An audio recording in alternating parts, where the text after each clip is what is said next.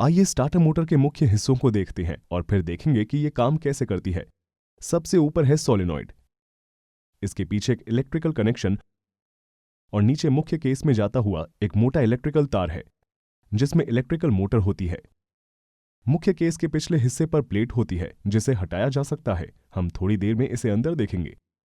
इसके बाद ये ड्राइव एंड फ्रेम है जो सब कुछ एक साथ संभालता है और इसकी सहायता से मोटर को कार पर लगाया जाता है।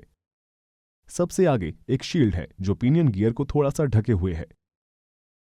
डिवाइस के अंदर देखें तो हमें स्टार्टर मोटर की लंबाई जितना एक शाफ्ट नजर आता है। शाफ्ट से एक रोटर जुड़ा है जिसे अक्सर आर्मेचर कहा जाता है, जो शाफ्ट के साथ घूमता है।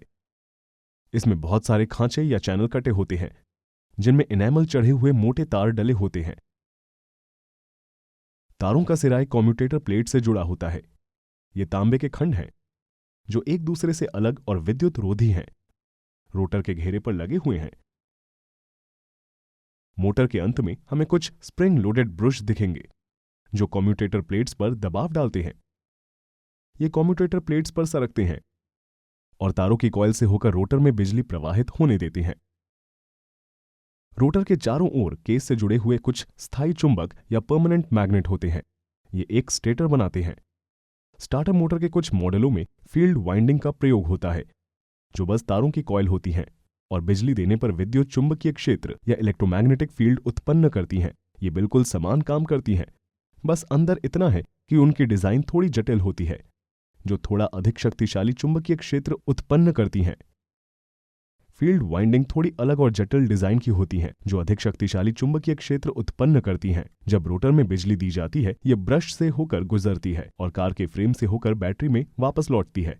जब करंट किसी तार से होकर गुजरता है ये इलेक्ट्रोमैग्नेटिक फील्ड उत्पन्न करता है।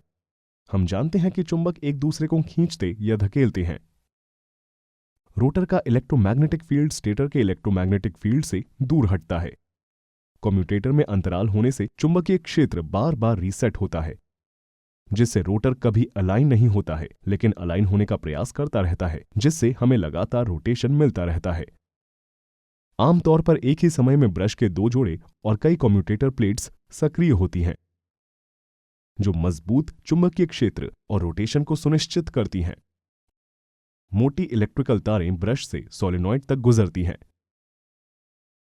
सोलेनॉइड के अंदर लोहे का पिस्टन होता है जो आगे और पीछे चल सकता है। यह सोलेनॉइड कॉइल से घिरा होता है जो केवल इनेमल तारों के कॉइल हैं। जब सोलेनॉइड कॉइल्स को ऊर्जा मिलती है तो इलेक्ट्रोमैग्नेटिक फील्ड उत्पन्न होता है और लोहे के पिस्टन को पीछे की ओर खींचकर आकर्षित करता है।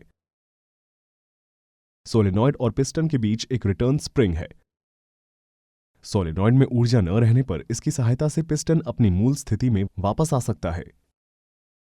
पिस्टन के पिछले हिस्से में एक धातु की एक संवाहक या कंडक्टिव प्लेट होती है। जब पिस्टन पीछे जाता है यह सोलेनॉइड के पीछे स्थित मुख्य इलेक्ट्रिकल टर्मिनल्स के संपर्क में आता है।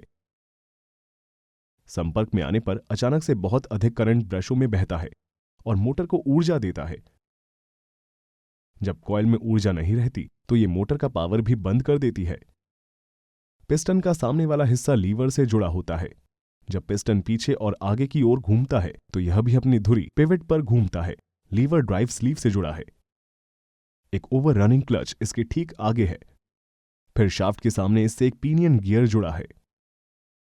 Over running clutch electrical motor की सुरक्षा करता है। क्लच के अंदर स्प्रिंग के साथ कई रोलर्स लगे हैं जो पतले से खांचे में आगे पीछे घूम सकता है।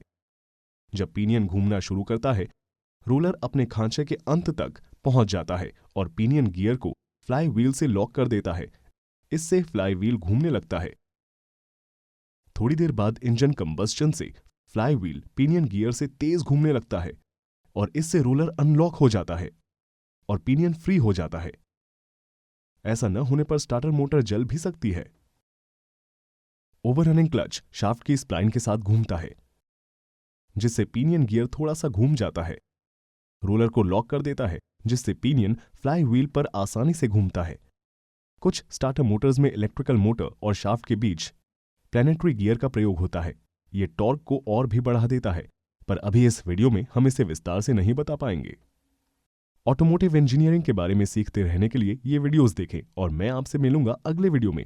हमें Facebook, Twitter, Instagram, TikTok, LinkedIn और engineeringmindset.com पर फॉलो करना न भूलें।